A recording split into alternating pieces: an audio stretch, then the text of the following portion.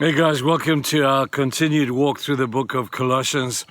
We have been steadily going almost verse by verse through this magnificent book that Paul wrote, one of his prison epistles, to people he had never met, but people who had someone who planted a church there, and Paul was taking on his role as being the senior apostle who was guiding them in all things of faith and all those good things. We arrive now in verse 15 of chapter 1. Crazy, hectic theology.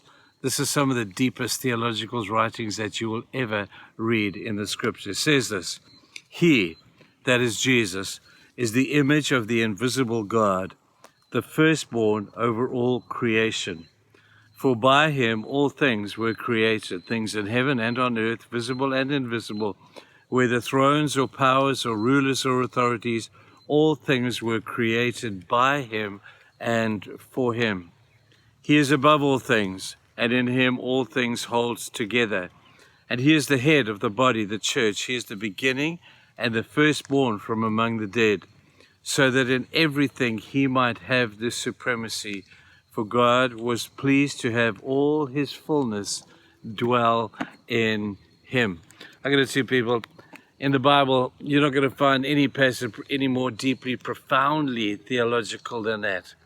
As soon as you start touching on the miracle or the mystery of the wonder of the nature and the person of God, you're into holy ground. So I hope I could do justice a little bit to the explanation of what we've just read. It speaks of him being the image of the unseen God. It talks about him having all supremacy. All things were created by him, and all things were created for him. It's talking about Jesus here. So anybody who would contest or contend that Jesus is not part of the wonder of the Trinity would need to reread this passage again. And any religion, any sect that would take away from the preeminence and the place of Christ in the Godhead is surely going to see that theological demise. But it's this theology that really talks strongly to us. This statement is incredibly strong, that Jesus is not only God to us, but he is God in every way. Even though he was a human being, as he lived on this earth, he was a God-man. He was totally man, and he was totally God. It speaks there of him as being the firstborn prince. Now, the firstborn prince in any king's household was the one who would inherit everything. He was the one who was the person of authority. And Jesus is exactly that to us and to the church. He came from heaven. He didn't come from the dust like we do. Jesus was never born as we are born out of the dust of the earth, although he was born miraculously as a human being. He came from heaven. Heaven is where God is, making him equal to the place of God. He was supreme over all creation. There is none like him. Supreme, it even says there, over creation and the spirit world. Jesus has the supremacy over Satan and all of his satanic cronies.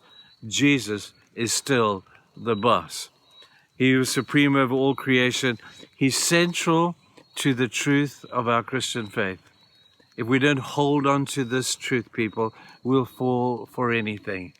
Jesus is God, and God is Jesus. In the wonder of this thing that we will never fully comprehend.